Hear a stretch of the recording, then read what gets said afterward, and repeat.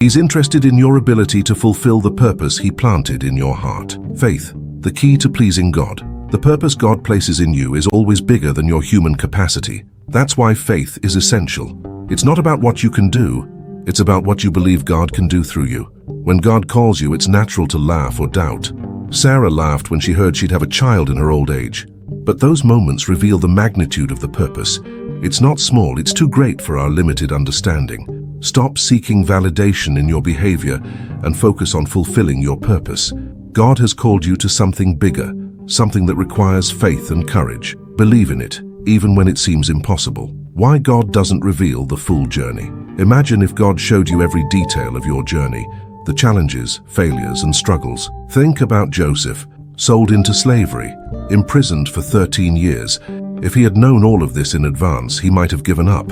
God doesn't reveal all the steps because our faith and courage are built along the way, not before the journey begins. Each step depends on your associations, choices, and most importantly, the faith you cultivate. Overflow, sharing what you carry. What is overflow? It's teaching, sharing what you know, and giving what you carry. You can overflow in many ways. Writing a book, giving a speech, guiding someone at the right moment. Even your life example, without saying a word, can be a form of overflow. I've been deeply impacted by books written by people who decided to overflow their knowledge and experiences. Their teachings ignited a desire in me to grow and to share with others what I've learned. The environment you're in and the intensity of your overflow can transform the atmosphere. Your surroundings can conceive extraordinary things from what you share. You were called to overflow, to take something beyond yourself. This could be knowledge, inspiration, or even your story. Don't keep to yourself what God has placed in you. Aligning your mind with faith. Often, our brain is the biggest obstacle to faith. It's programmed to question, doubt, and procrastinate. While your heart wants to act, your brain argues, now isn't the right time. Leave it for tomorrow. What if it goes wrong? The key to accessing what truly matters, materially or spiritually, is clearing these doubts. Align your mind with your faith and decide, I believe in this, and I will focus on it. That's when faith gains traction and begins to move mountains. Chronos and Kairos, the two realities of time. We're bound by Chronos, earthly time, measured in hours, days, and years. Our corruptible bodies have an expiration date, limiting our perception. But there's Kairos, eternal time, where past, present, and future converge in a single moment. A powerful example is the Transfiguration of Jesus. On the Mount of Transfiguration, he enters Kairos and meets Elijah and Moses, each from their own earthly time, yet all connected in the same eternal moment. To access this level of fullness, you must clear your mind of distractions and connect with something greater. Fullness, the balance of life. Being full is more powerful than being rich. A rich man can be humiliated if he lacks emotional balance or fails to value people. But someone full, that person prioritizes people over things, honors their word, and acts with integrity, even at a loss. Fullness is about finding balance between the material and the spiritual, between body and mind. It's much better to be surrounded by full people than by wealthy individuals without character or integrity. Mastering fullness, the 12 areas of life. Fullness isn't about having everything, it's about being complete. It's about living with purpose, acting with faith, and valuing what truly matters. When you're full, there are no limits to what you can achieve because you operate not just in Chronos, but also in Kairos, eternal time where everything is possible. Being full isn't about succeeding in one or two areas of life. It's about mastering all 12 and living an extraordinary life. Plenitude in relationships and integrity. Fullness means saying no when necessary. It's proof of mastery, that you won't trade your purpose to please others.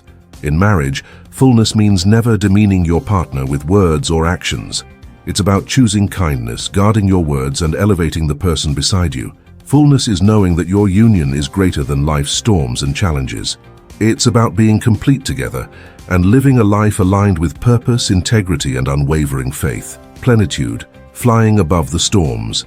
Like an airplane flying at 40,000 feet, above the storms raging at lower altitudes, fullness allows you to transcend conflicts and challenges. While many struggle to survive in chaos, those who live in fullness find serenity above the clouds. Fullness is more than tranquility. It's about maintaining your essence and direction. Imagine yourself as an airplane at high altitudes. The environment requires special preparation, but it's there that you gain clarity and focus. A person living in fullness rises above distractions and limitations, staying focused on the purpose God has placed in their life. Essence and direction, the vital alignment. Essence is who you are, direction is where you are going. To live in fullness means aligning these two forces, ensuring that every decision brings you closer to your purpose. When you live in fullness, the problems around you don't sway your focus. Just as an airplane stays on course above turbulence, you remain focused on what truly matters.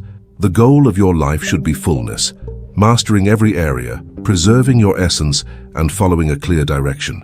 This means living above life's storms, with purpose and alignment with who you are called to be. The power of essence, a lesson from the Jewish people.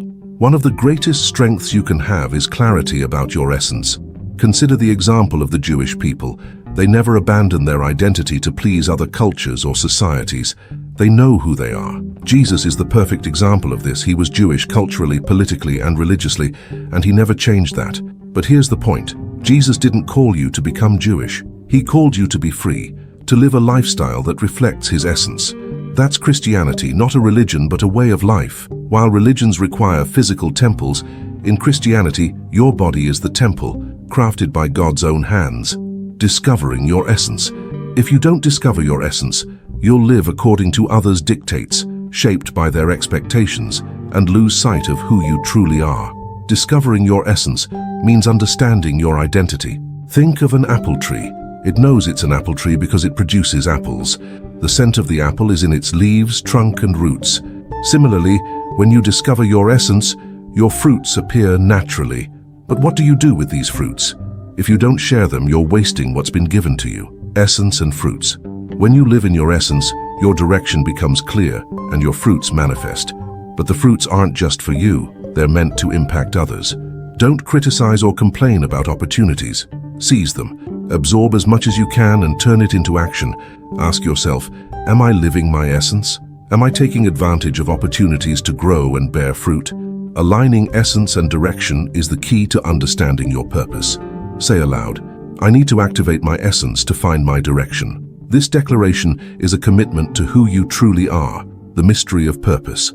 God doesn't reveal the final destination clearly. He gives clues, but the path is for you to uncover. Take the example of Abraham. God called him out of Mesopotamia, the wealthiest region of the East, and sent him to Canaan, a land considered cursed at the time. Joseph is another powerful example. God gave him a seemingly impossible dream. The sun, moon, and stars would bow to him, but Joseph wasn't told how it would happen. Living as a ruler before the throne. Despite adversity, Joseph began living as a ruler long before he sat on a throne. He was betrayed, sold into slavery, falsely accused and imprisoned.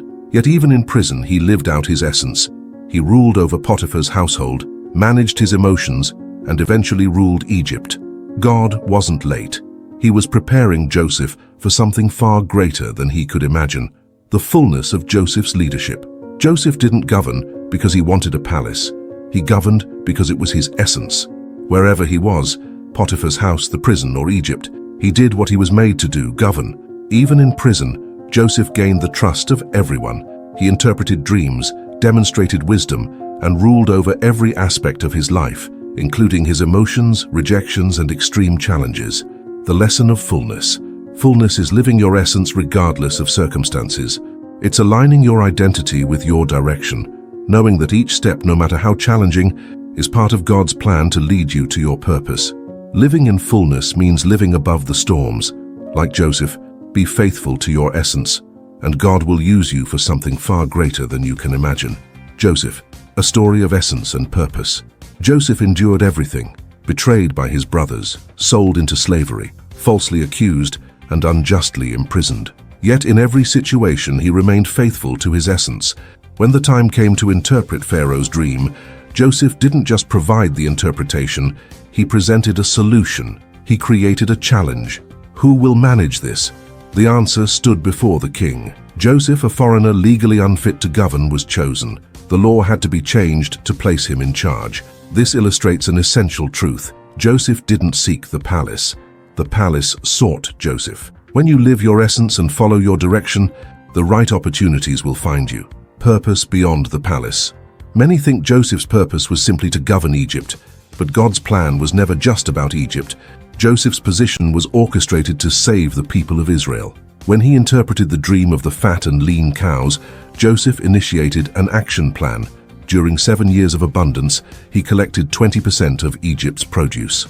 When famine struck, the entire world depended on Egypt's provision. It was during this time that Joseph's brothers came seeking aid, unknowingly bowing before the very one they had betrayed. The dream was fulfilled. The sun, moon, and stars bowed, not for vanity or glory, but to fulfill a greater purpose, to provide and save the people of Israel. Trusting the process, God didn't reveal every detail of the journey. He didn't tell Joseph he'd be falsely accused, imprisoned, or forgotten for 2 years. He simply showed the final destination, leaving the journey as a test of faith. Why doesn't God reveal everything at once? Because if we knew, we might reject the calling. The process is what prepares us for the purpose. Joseph's story teaches us that it's not about the palace, it's about the purpose. No matter where you are, live your essence. Be faithful to what God has placed within you, and trust the process. When you are aligned with God's purpose, the right opportunities will find you. It may not be easy, but the promise is clear. Those who are faithful in little will be entrusted with much. Prison as part of the plan. Have you ever wondered why so many biblical figures ended up in prison? Joseph, Paul, Peter, Daniel, and even Jesus all faced unjust captivity. But these experiences weren't mistakes. They were part of the purpose. Prison awakened a deep sense of justice and a mission to liberate others, physically and spiritually. Captivity wasn't the final destination. It was a tool to shape their essence. The connection between blockages and purpose. Consider your own struggles. Have you stopped to think that what's holding you back might be directly tied to your purpose?